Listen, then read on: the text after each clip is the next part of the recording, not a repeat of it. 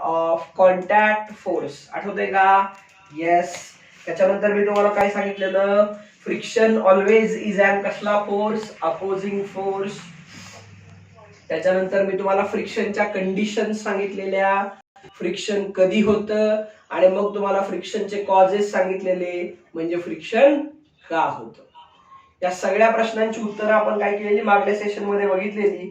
आता आजच्या mic mute करा. ज्याचा माईक म्यूट नसेल त्याला मीटिंग मधनं रिमूव्ह केलं जाईल. कोण असेल सर? कोण आहे तो? म्यूट आहे ना सगळ्यांचे? कंपल्सरी माईक म्यूटच पाहिजे. ओके चलो.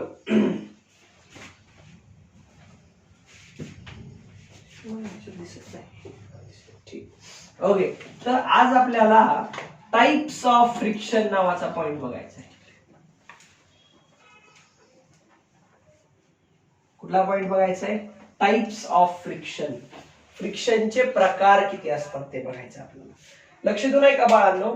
11th जो सिलेबस आहे आपला, 11th जो काही नवीन सिलेबस आहे, त्या नवीन सिलेबस मध्ये मेकॅनिकल प्रॉपर्टीज ऑफ सॉलिड्स नावाचा एक चॅप्टर आहे. कुठला चॅप्टर आहे? Mechanical properties of solid. I think 5 किंवा 6 नंबरचा चॅप्टर आहे, 5 नंबरचा. त्या चॅप्टर मध्ये फ्रिक्शन आपल्याला इन डिटेल शिकायचं आहे.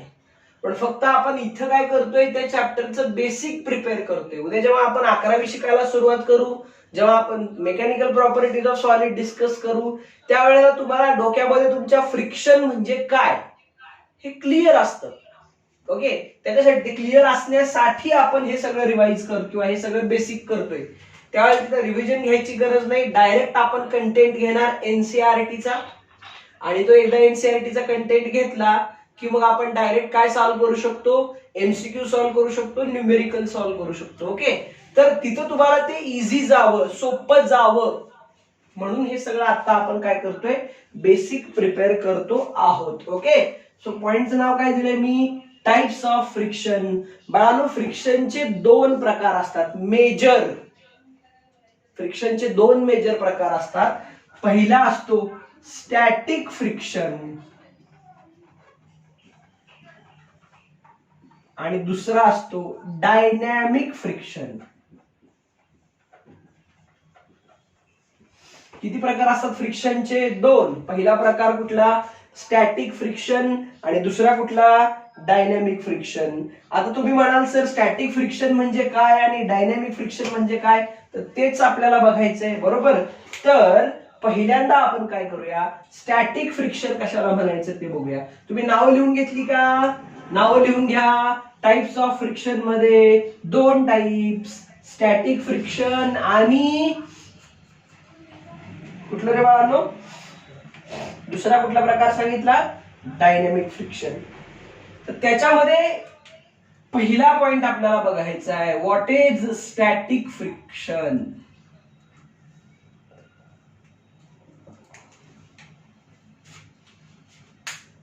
बघा इकडे, आता मी एक डायग्राम काढतो. इथं बघा, मी असा एक टेबल घेतलाय, असा प्रकारचा एक टेबल असा घेतलाय मी, खाली ग्राउंडवर टेबल ठेवलाय, आणि या टेबलवर मी एक ब्लॉक ठेवलाय बघा अशा प्रकारे.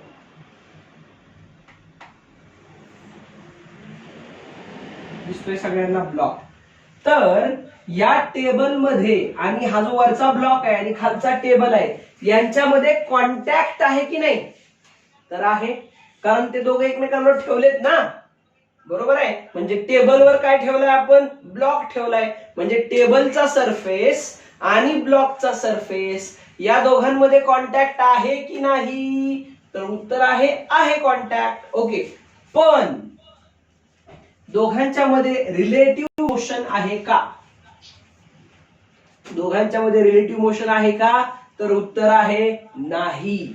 म्हणजे इथं दोघांच्या मध्ये कॉन्टॅक्ट तर आहे पण रिलेटिव्ह मोशन नाहीये, कारण दोघांची velocity with respect to each other, म्हणजे वरच्या ब्लॉकची velocity with respect to table आणि खालच्या ब्लॉकची म्हणजे टेबलची velocity with respect to block किती आहे? 0. म्हणजे काय 0 आहे नेमकी? कुठली व्हेलॉसिटी 0 म्हणतोय मी? Relative velocity. कुठली व्हेलॉसिटी? राहू द्या, रिलेटिव्ह व्हेलॉसिटी लय कॉम्प्लिकेट नको करायला. ओके, जेव्हा आपण ऍक्च्युअली डिटेल मध्ये डिस्कस करू ना, आता वेळ कमी असतो आपल्याकडे, त्याच्यामुळे शॉर्ट मध्ये मी तुम्हाला सांगतो, समजेल अशा भाषेमध्ये. जास्त डिटेल मध्ये आपण कधी जाऊ, जेव्हा ऍक्च्युअल फ्रिक्शन आपण डिस्कस करू. आता फक्त एवढं लक्षात ठेवा, हे दोन ऑब्जेक्ट, हा ब्लॉक वरचा आणि खालचा टेबल, यांच्यामध्ये कॉन्टॅक्ट आहे, पण यांच्यामध्ये there is no relative motion. त्यांच्यामध्ये कॉन्टॅक्ट आहे, पण त्यांच्यामध्ये रिलेटिव्ह मोशन आहे का? तर उत्तर आहे नाही. त्यांच्यामध्ये रिलेटिव्ह मोशन नाही. आणि यांच्यामध्ये रिलेटिव्ह मोशन नसेल तर त्यावेळेला यांच्यामध्ये जे फ्रिक्शन असतं त्या फ्रिक्शनला काय म्हणायचं? Static friction. काय म्हणायचं? म्हणजे बघा, दोन्ही ऑब्जेक्ट रेस्ट मध्ये आहेत का? रेस्ट मध्ये ऑब्जेक्ट्स असताना जे काही फ्रिक्शन जनरेट होत असतं त्या फ्रिक्शनला स्टॅटिक फ्रिक्शन असं म्हणायचं. बघा, थोडं कन्फ्यूज होईल तुम्हाला, थोडंसं कॉम्प्लिकेटेड वाटेल. एकदम सोपी डेफिनेशन सांगतो तुम्हाला. जेव्हा दोन बॉडीज एकमेकांच्या कॉन्टॅक्ट मध्ये असतात आणि त्यांच्यामध्ये कुठलंही रिलेटिव्ह मोशन नसतं, त्यांच्यामध्ये कुठलंही काय नसतं, रिलेटिव्ह मोशन नसतं, त्यावेळेला जनरेट होणाऱ्या फ्रिक्शनला स्टॅटिक फ्रिक्शन म्हणायचं. काय म्हणायचं? नाही कळलं का? कळलं सांगा बरं. कळलं सगळ्यांना किंवा नाही कळलं? एक तर कंडिशन काय, दोघांच्या मध्ये कॉन्टॅक्ट असला पाहिजे, आणि जेव्हा कॉन्टॅक्ट असून सुद्धा दोघांच्या मध्ये काय नसतं, रिलेटिव्ह मोशन नसतं, त्यावेळेला जे फ्रिक्शन जनरेट होतं त्याला स्टॅटिक फ्रिक्शन म्हणायचं. Write down definition. सगळ्यांनी डेफिनेशन लिहा. डेफिनेशन समजल्यावर सुद्धा तुमच्या ते लक्षात येईल. डेफिनेशन अशी आहे बघा, द फ्रिक्शन, राईट डाऊन, पॉइंटचं नाव लिहिणार स्टॅटिक फ्रिक्शन, आणि डेफिनेशन असे लिहिणार, द फ्रिक्शन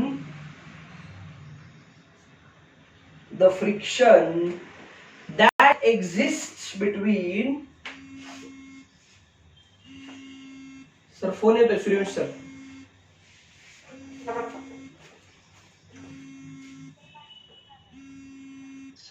हा हा हा हा करा, वर घ्या. आता येतोय का आवाज? हा, ते जरा फोन एक आलेला, त्याच्यामुळे माईक अनम्यूट झालेला. आता आपण अनम्यूट केलेला आहे. ऐका, लिहा definition. The friction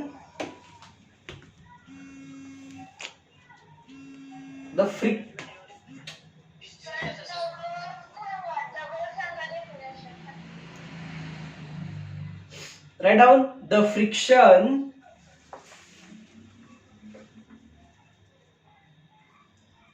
that exists. येतोय आवाज सगळ्यांना? हा, लिहा मग. The friction that exists. कुणाचा फोन आहे?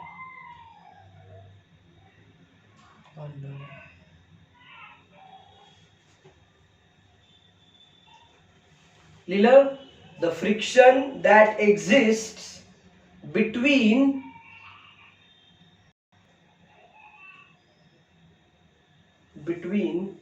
the surfaces in contact,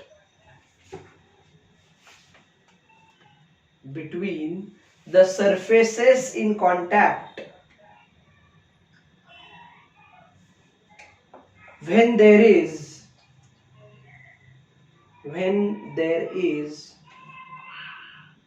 mic mute करा रे, कुणाच तर अनम्यूट आहे.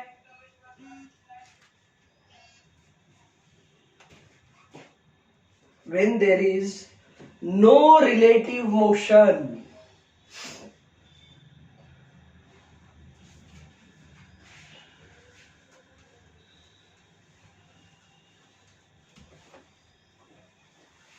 काय लिहिलं?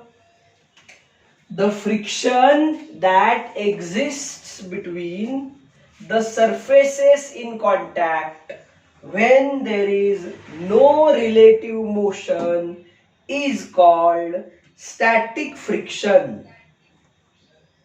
is called, काय म्हणायचं बाळांनो त्याला? Static friction. It's 11 o'clock.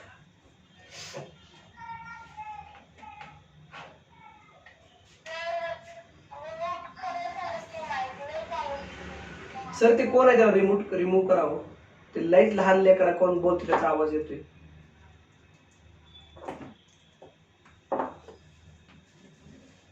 लिहिली डेफिनेशन स्टॅटिक फ्रिक्शनची. दोन बॉडीज एकमेकांच्या कॉन्टॅक्ट मध्ये असतात पण त्यांच्यामध्ये रिलेटिव्ह मोशन नसतं, त्यावेळेला जे फ्रिक्शन जनरेट होतं त्याला काय म्हणायचं, स्टॅटिक फ्रिक्शन. त्याच्यानंतर फ्रिक्शनचा दुसरा प्रकार असतो, सेकंड टाइप, ज्याला डायनॅमिक फ्रिक्शन असं म्हणायचं. आता डायनॅमिक फ्रिक्शन स्टॅटिक फ्रिक्शनच्या उलट असणार. उलट म्हणजे कसं, बरं पहिली गोष्ट तर क्लिअर आहे, कुठलं पण फ्रिक्शन असू द्या, स्टॅटिक असू द्या नाहीतर डायनॅमिक असू द्या, दोन बॉडीज मध्ये कॉन्टॅक्ट असणं गरजेचं आहेच, बरोबर. मग फरक कशाचा पडणार, स्टॅटिक मध्ये there is no relative motion, dynamic मध्ये देर इज रिलेटिव्ह मोशन. म्हणजे जेव्हा रिलेटिव्ह मोशन नसेल त्यावेळेला असणारं फ्रिक्शन म्हणजे स्टॅटिक, बरोबर. आता काय लिहिलं आपण, बॉडीज एकमेकांच्या कॉन्टॅक्ट मध्ये आहेत पण त्यांच्यामध्ये रिलेटिव्ह मोशन नाही, त्यावेळेला जे फ्रिक्शन जनरेट होतं त्याला काय म्हटलं आपण, स्टॅटिक फ्रिक्शन, बरोबर. पण ज्या वेळेला दोन बॉडीज एकमेकांच्या कॉन्टॅक्ट मध्ये आहेत आणि त्यांच्यामध्ये रिलेटिव्ह मोशन पण आहे, त्यांच्यामध्ये काय आहे बघा, फॉर एक्झाम्पल मी माझा हात याच्यावर ठेवला बोर्डवर, आता मी बोर्डवर हात फिरवतोय की नाही, म्हणजे ह्या बोर्ड मध्ये आणि माझ्या हँड मध्ये कॉन्टॅक्ट आहे, शिवाय दोघांच्या मध्ये काय करतोय मी, मोशन करतोय का. मग इथं मला फ्रिक्शन जाणवत असेल की नाही, फील होत असेल की नाही, ते कुठलं फ्रिक्शन आहे, डायनॅमिक फ्रिक्शन. सो डेफिनेशन काय येणार डायनॅमिक फ्रिक्शनची, जी तुम्ही स्टॅटिकची लिहिलेली आहे तशीच येणार, ओके. फक्त तिथं देर इज नो च्या ऐवजी काय येणार, देर इज शब्द येणार फक्त. म्हणजे डेफिनेशन अशी येईल का बघा, the friction that exist between the two objects, किंवा अशी डेफिनेशन होती का बघा, the friction that exists between surfaces in contact and there is relative motion between them, and there is relative motion between them, there is no शब्द काढला मी, फक्त कुठला शब्द काढला, नो शब्द काढला, आणि हाय ती डेफिनेशन लिहिली, ती कुणाची असेल, डायनॅमिक फ्रिक्शनची. So right down dynamic friction, the friction that exists between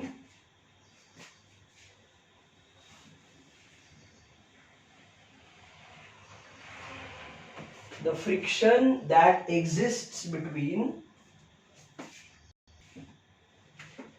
the surfaces in contact,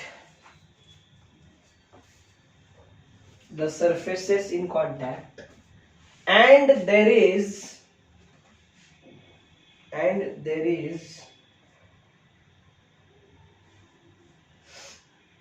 relative motion between them,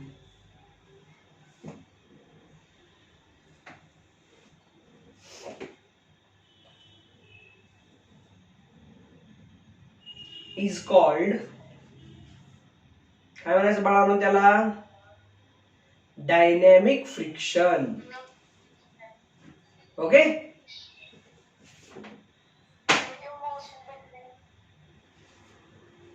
there is relative motion between them, that is called as dynamic friction. Definition लिहिली का सगळ्यांनी, okay. आता लक्ष द्या इकडं, याच्यामध्ये थोडासा change आहे, थोडासा ट्विस्ट आहे. ट्विस्ट असा असतो, डायनॅमिक फ्रिक्शनचे दोन प्रकार असतात. हा जो डायनॅमिक फ्रिक्शन मी लिहिलाय की नाही, याचे दोन प्रकार असतात. पहिला असतो कायनेटिक फ्रिक्शन आणि दुसरा असतो रोलिंग फ्रिक्शन. काय सांगितलं बाळांनो मी, जे डायनॅमिक फ्रिक्शनची डेफिनेशन आपण लिहिली त्याचे प्रकार किती असतात, दोन. एक म्हणजे कायनेटिक फ्रिक्शन आणि दुसरा म्हणजे रोलिंग फ्रिक्शन. लिहा, असं टेबल काढा किंवा असं डायग्राम काढा.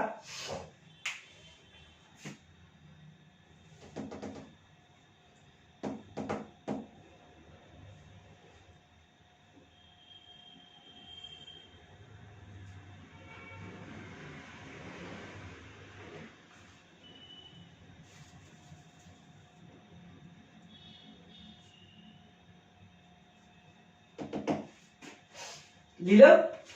ओके, आता इकडे लक्ष द्या. कायनेटिक फ्रिक्शन काय असतं आणि रोलिंग फ्रिक्शन काय असतं ते आता आपल्याला बघायचंय. बघा, आपण फ्रिक्शनचे दोन बेसिक टाईप बघितले, स्टॅटिक आणि डायनॅमिक. स्टॅटिकची डेफिनेशन बघितली, डायनॅमिकची डेफिनेशन बघितली, पण शेवटी आपण असं लक्षात आलं की तुमच्या डायनॅमिक फ्रिक्शनचे दोन प्रकार असतात. पहिला असतो कुठला? कायनेटिक फ्रिक्शन, आणि दुसरा असतो रोलिंग फ्रिक्शन. ऐका, पहिला ऐका, kinetic friction.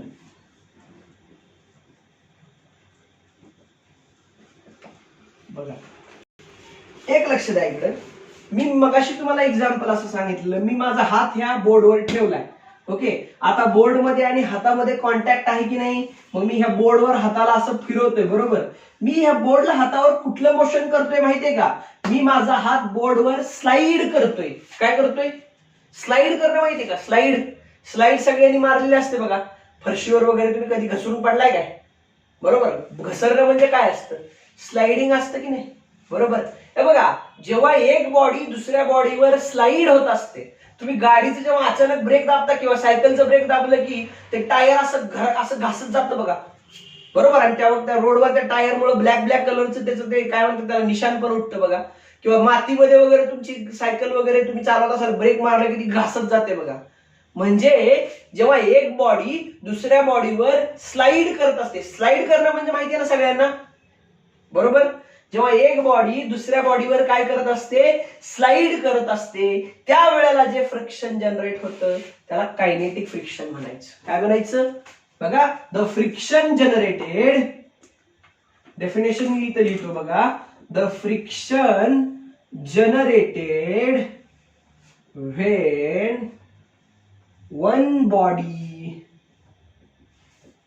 Is slided over another body. काय म्हणायचं? What is kinetic friction? The friction generated when one body is slid over another body is called as kinetic friction. बघा, तुम्ही स्वतःचा तुमचा पाय असा जर जमिनीवर घासला किंवा मी जर समजा हे पुसतोय म्हणजे मी हात बोर्डवर स्लाइड करतोय का? बघा, ह्या प्रोसेसला काय म्हणायचं? स्लाइडिंग म्हणायचं का? म्हणजे जेव्हा मी एखाद्या बॉडीला दुसऱ्या बॉडीवर काय करतो? स्लाइड करतो. बघा, काय लिहिले मी definition? The friction generated when one body is slided over another body. जेव्हा मी एका बॉडीला दुसऱ्या बॉडीवर स्लाइड केलं त्यावेळेला जे फ्रिक्शन जनरेट होतं त्याला काय म्हणायचं बाळांनो? Kinetic friction. आलं लक्षात? Write down the definition. माझी हड्डी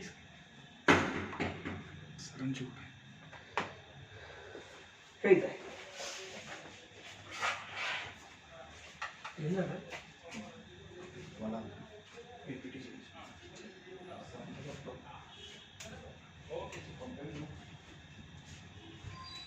काय लिहिलं? The friction generated when one body is slided over another body is called as friction. समजलं डेफिनेशन? आता पुढची डेफिनेशन समजलं का तुम्हाला? जेव्हा तुम्ही एका बॉडीला दुसऱ्या बॉडीवर स्लाइड करणार त्यावेळेला जे फ्रिक्शन जनरेट होतं त्याला काय म्हणायचं रे बाळांनो? तर त्याला म्हणायचं कायनेटिक फ्रिक्शन. तुम्ही डेफिनेशन लिहून घेतलं अथवा स्क्रीनशॉट काढून घेतला असेल. याचा दुसरा प्रकार बघा. दुसरा प्रकार असतो रोलिंग फ्रिक्शन.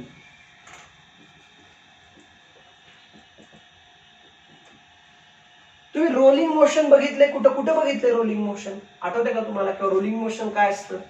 गाडी चालताना बघितली का तुम्ही?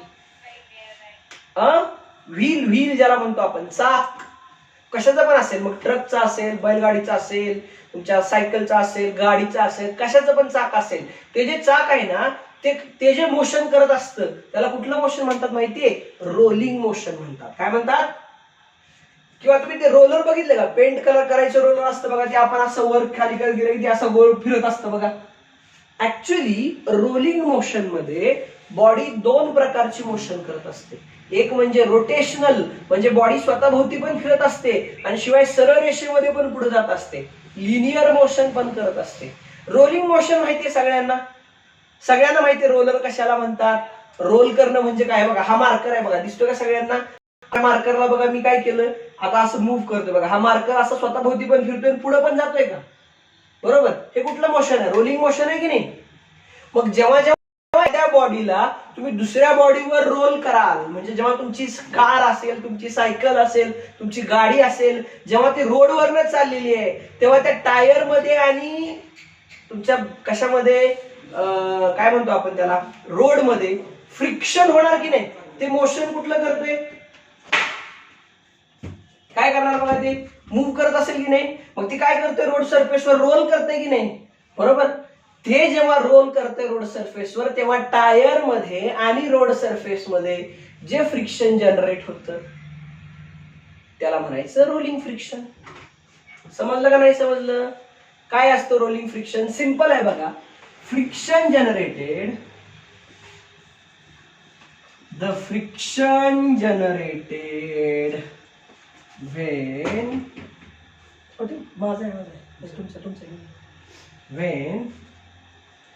the friction generated when one body is rolled over another body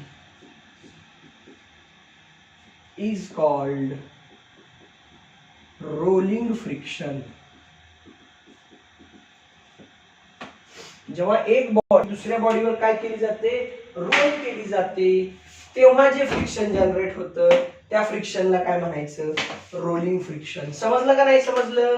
जेव्हा एक बॉडी, म्हणजे रोलिंग फ्रिक्शनचं एक्झाम्पल कुठलं बरं, जेव्हा तुमच्या गाडीची चाक टायर काय पण, बैलगाडीचं चाक जेव्हा रस्त्यावरनं चालत असतं तेव्हा ते रोडवर काय करत असतं, रोल करत असतं. आणि जेव्हा जेव्हा रोलिंग मोशन होणार आहे तेव्हा काय होईल, फ्रिक्शन जनरेट होणार. ते कुठलं फ्रिक्शन असतं, तर रोलिंग फ्रिक्शन असतं. समजलं का सगळ्यांना. किती टाइप्स बघितले आपण फ्रिक्शनचे, दोन बेसिक बघितले, स्टॅटिक आणि डायनॅमिक. त्याच्यानंतर आपण डायनॅमिकचे दोन प्रकार बघितले, किती, कायनेटिक आणि rolling. Okay, so here we are finished with types of friction. आपल्याला फ्रिक्शनचे बेसिक प्रकार समजलेले आहेत. लिहून घेतला असेल किंवा स्क्रीनशॉट काढलेला असेल. जर कोणी घेतलं नसेल तर डोंट वरी, ग्रुपवर परत तुम्हाला ते शेअर केलं जाईल किंवा युट्यूबला पण लेक्चर तुम्हाला बघायला मिळेल. किती वेळ बाकी आहे सर.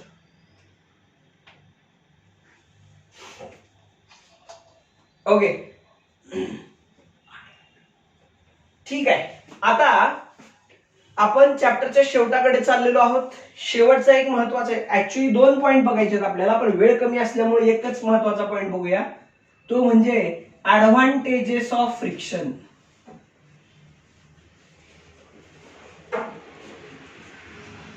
फ्रिक्शनचे फायदे. आपल्या डे टू डे लाईफ मध्ये फ्रिक्शनचे काय फायदे आहेत बाळांनो. आपल्या डे टू डे लाईफ मध्ये फ्रिक्शन आहे म्हणून आपण बऱ्याचशा गोष्टी करू शकतो. जर फ्रिक्शन नसतं तर without friction we cannot imagine our life. आपण आपलं आयुष्य फ्रिक्शन शिवाय इमॅजिन पण करू शकत नाही. आज मी तुमच्या समोर इथं उभा राहिलोय की नाही, आय एम स्टँडिंग हिअर, किंवा बोलता बोलता मी असा रस्त्याने चाललोय, असं बघा चालतोय, वॉकिंग करतोय. मी वॉक का करू शकतो, कारण फ्रिक्शन. तुम्ही जेव्हा गाडीत प्रवास करत असता, बसमध्ये बसून प्रवास करता, कारमध्ये बसून करता, सायकलवर बसून करता. सायकल तुम्हाला सगळ्यांना चालवता येते, सायकल चालवता येते, सायकलवर बसून तुम्ही एका ठिकाणावरून दुसऱ्या ठिकाणी जाता, कारण फ्रिक्शन. फ्रिक्शन नसले तर रस्त्यावर सायकल चालू शकणार नाही, कुठली गाडी चालू शकणार नाही, गाडी सोडा तुम्ही सुद्धा रस्त्यावर चालू शकणार नाही. सो फ्रिक्शनचे खूप सारे ऍडव्हान्टेजेस आहेत आपल्या लाईफमध्ये, खूप सारे फायदे आहेत. आणि नेहमीप्रमाणे एखाद्या गोष्टीचे जेव्हा फायदे असतात तेव्हा त्याच गोष्टीचे तोटे पण असतात. आपल्याला ऍडव्हान्टेजेस पण बघायचे आणि डिसएडव्हान्टेजेस पण बघायचे. पहिल्यांदा आपण काय बघूया, फ्रिक्शनचे ऍडव्हान्टेजेस. फ्रिक्शनचं पहिलं ऍडव्हान्टेज आहे बघा, friction allows us, friction allow करणं म्हणजे फ्रिक्शन मुळे to walk or run without slipping, SLIPP हे स्लीपिंग, SLEEP स्लीपिंग नाही, ते स्लीपिंग म्हणजे झोपणं, हे स्लीपिंग म्हणजे घसरणं. आपण न घसरता, बघा साधं सिंपल उदाहरण आहे, कधी रस्त्याने चालता चालता तुमच्या वाटेवर समजा एखादी केळीचं साल्ट वगैरे पडलं असेल आणि तुमचा त्याच्यावर चुकून पाय पडला असेल तर काय होतं, घसरतो की नाही आपण. आणि मग मग माहितीये तुम्हाला काय होतं, बरोबर. ते मी पुढचं सांगत नाही. आपण का घसरतो माहितीये का, कारण जेव्हा आपला पाय त्या केळीच्या सालावर पडतो की नाही, तेव्हा आपल्याला जे नेसेसरी फ्रिक्शन पाहिजे ते मिळत नाही, कारण ते थोडंसं चिकट असतं. साधं एक्झाम्पल, घरात फरशी वगैरे पुसली असेल किंवा फरशीवर एखादं तेलकट तेल वगैरे सांडलं असेल, ऑइल सांडलं असेल आणि चालता चालता तुमचा जर पाय पडला तर आपण घसरतो की नाही. का बरं, कारण आपल्याला जे पाहिजे ते फ्रिक्शन मिळत नाही. फ्रिक्शन असल्याशिवाय आपण रस्त्याला चालू शकत नाही, पळू शकत नाही, बरोबर. वाळूमध्ये पळणं सोपं आहे का अवघड आहे, ग्राउंडवर पळणं सोपं आहे, वाळूमध्ये पळणं थोडंसं अवघड आहे. का अवघड आहे, वाळूवर आपण स्पीडनं का पळू शकत नाही, कारण जेव्हा आपण वाळूवर पळत असतो तेव्हा आपल्याला जे पाहिजे ते नेसेसरी फ्रिक्शन आहे ते व्यवस्थित मिळत नाही, म्हणून आपण पळू शकत नाही. सो फ्रिक्शनचं पहिलं ऍडव्हान्टेज काय आहे, friction allows us to walk और रन विदाउट स्लीपिंग. पहिला ऍडव्हान्टेज लिहून घ्या.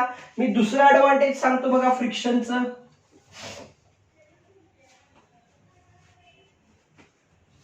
Friction allows vehicle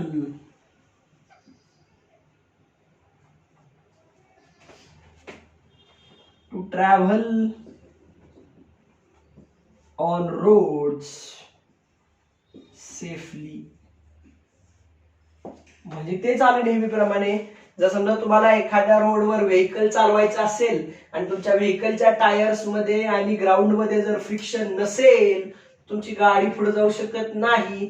बऱ्याचदा असं झालं असेल बघा, तुम्ही गाडी चालवत असताना, सायकल चालवत असताना चुकून तुमची गाडी किंवा सायकल वाळूवर गेली तर ते वाळूवर आपण सायकल पळवत असतो किंवा गाडीचे ऍक्सेलरेट करत असतो, चाक जागेवरच फिरत असतं, ती पुढे जात नसती. का बरं, किंवा चिखलात जर फसली असेल तर, एकदम चिकट असा चिखल आहे, ओके, त्या चिखलात तुमची गाडी फसली तर काय होतं, आपण ऍक्सेलरेट करतो, बरोबर, ते चाक पण फिरतं जागेवरच, पण गाडी पुढे जात नाही. का जात नाही, कारण जिथं चिखल असतो तिथं तुम्हाला पाहिजे ते नेसेसरी फ्रिक्शन मिळत नाही. बऱ्याचदा गाडी चालवता सायकल चालवता स्लिप होऊन पडलाय का तुम्ही, अचानक ब्रेक मारले तुम्ही, ओला रस्ता आहे समजा, फॉर एक्झाम्पल रोडनं तुम्ही चाललाय, पाऊस पडलाय, रस्ता असा ओला आहे, एकदम वेट रोड आहे, ओके, आणि तुम्ही ब्रेक मारला, ते ब्रेक राहतो बाजूला, आपण स्लिप होऊन खाली पडतो. का बरं, कारण गाडी थांबवायची असेल तरी सुद्धा फ्रिक्शनच लागतं. म्हणून शब्द कुठला वापरलाय माहितीये का, सेफली. तुम्ही गाडी थांबवायला गेला फ्रिक्शनच नाही मिळालं, गाडी झाली स्लिप, तुम्ही खाली, बरोबर आहे की नाही. सेफली झालं का मग ते, ऍक्सिडेंट झाला की नाही. तर सेफली जर तुम्हाला गाडी चालवायची असेल, मग कुठली पण असू द्या, ट्रक असू द्या, ट्रॅक्टर असू द्या, गाडी असू द्या, सायकल असू द्या, काही पण असू द्या, तुम्हाला जर सेफली रोडवर चालवायचं असेल तर कंपल्सरी काय लागतं, फ्रिक्शन लागतं. फ्रिक्शन नसेल तर तुम्ही सेफली चालवू शकणार नाही. हे दोन ऍडव्हान्टेजेस लिहून घेतले का, नसले लिहून घेतले तर पटकन लिहून घ्या, अदरवाईज स्क्रीनशॉट काढा.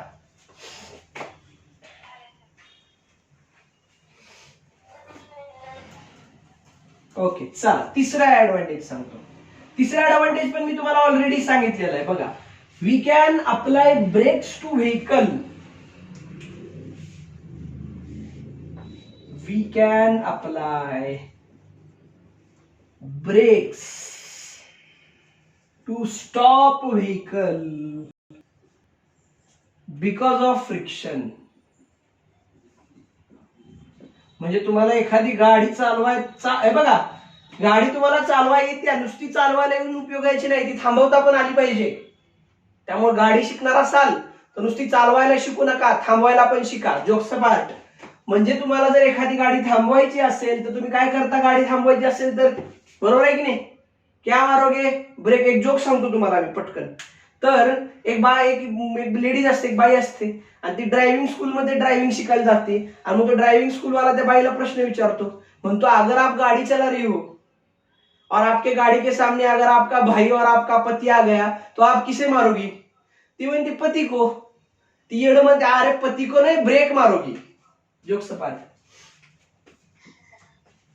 तुम्हाला जर समजा गाडी थांबवायची असेल तर आपण काय करतो, ब्रेक मारतो की नाही. नुसताच ब्रेक असून उपयोग नाही, तिथं फ्रिक्शन पण असलं पाहिजे. फ्रिक्शन नसेल तर ब्रेक काही कामाचा नाही. म्हणजे गाडी चालवायची असेल तरी पण फ्रिक्शनच, थांबवायची असेल तरी पण फ्रिक्शन. म्हणजे फ्रिक्शन शिवाय काय, कभी कभी तो आपण को लगता है फ्रिक्शन ही भगवान है. जोक्स पाठ. पुढं बघा, एखादी वस्तू तुम्हाला थ्रो करायची, एखादी वस्तू तुम्हाला धरायची, होल्ड करायची. साधं सिंपल लॉजिक आहे बघा. किती वेळ बाकी? ओके, पटकन मी तुम्हाला एक एक्झाम्पल सांगतो. बघा, असं कधी झालंय का, तुमच्या हातावर एखादी चिकट चिकट वस्तू पडली, अशी तेल वगैरे पडले, ऑइल वगैरे पडले, आणि तुम्ही एखादी वस्तू अशी धरलीये, ओके, आणि ती स्लिप होऊन तुमच्या हातातनं पडली. होतं की नाही असं? बरोबर आहे. एखादी समजा साधं सिंपल आहे, तुम्ही स्लिपरी असे एकदम प्लेन असा एखादा तुम्ही काहीतरी ग्लास पकडलाय पाण्याचा, किंवा काचेचा ग्लास आहे, तुम्ही असं काचेचा ग्लास पाणी पिण्यासाठी उचललाय, पाणी पिण्यासाठी म्हणतोय मी, ओके, आणि समजा मग तुमच्या हातावर ते पाणी सांडलं किंवा तेल सांडलं, तर बऱ्याचदा काय होतं, ते आपला हात चिकट होतो आणि तो ग्लास वरनं सुटतो आणि खाली पडतो. का बरं पडतो माहितीये का? कारण एखादी वस्तू जर आपल्याला होल्ड करायची असेल, धरून ठेवायची असेल, तरी सुद्धा काय लागतं, फ्रिक्शन लागतं. जेव्हा आपला हात चिकट झालेला असतो आणि स्लिपरी झालेला असतो, तेव्हा एखादी वस्तू आपल्या हातातनं का पडते? कारण आपल्याला तिथं काय मिळत नाही, फ्रिक्शन मिळत नाही. म्हणून बघा इथं लिहायचं, फ्रिक्शन इनेबल्स. चौथा advantage, friction enables us to hold different things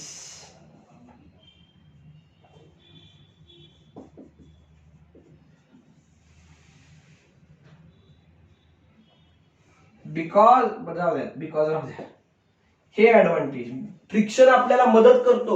एखादी वस्तू जर आपल्याला आपल्या हातात होल्ड करून ठेवायची असेल, धरून ठेवायची असेल, तर आपल्याला फ्रिक्शन मदत करतं, जेणेकरून फ्रिक्शनच्या मदतीने आपण त्या वस्तूला काय करून ठेवू शकतो, ओके, धरून ठेवू शकतो. अजून एक फ्रिक्शन तुम्ही बघा, बऱ्याच पिक्चर मध्ये वगैरे बघितलं असेल, किंवा साधं सिंपल घरी चाकूला धार कशी देतात माहितीये का? अशी करतात बघा, चाकूला धार देण्यासाठी. म्हणजे दगडावर घासतात, किंवा ती मशीन एक असते बघा त्यांच्याकडे, सायकलवर ती धार लावणारे लोक, आणि मग ते असं ते एक चाक फिरत असते, लोखंडी चाक, त्याच्यावर ते चाकू लावतात. असं लगे तिथून जाळ निघतो, नुसता जाळ दूरसंकटच निघतो. बरोबर आहे की नाही? जाऊ द्या, सोडा, निघू द्या काय पण. पाचवा ऍडव्हान्टेज आहे, जर तुम्हाला एखाद्या नाईफला, नाईफ म्हणजे चाकू, त्याला जर शार्प करायचं असेल, त्याला जर धार द्यायची असेल, ओके, तर काय लागतं, फ्रिक्शन लागतं. सो 5 ऍडव्हान्टेज काय सांगितलं बघा, लिहितो मी इथं, friction enables us to sharp knife. संपलं? काय संपली?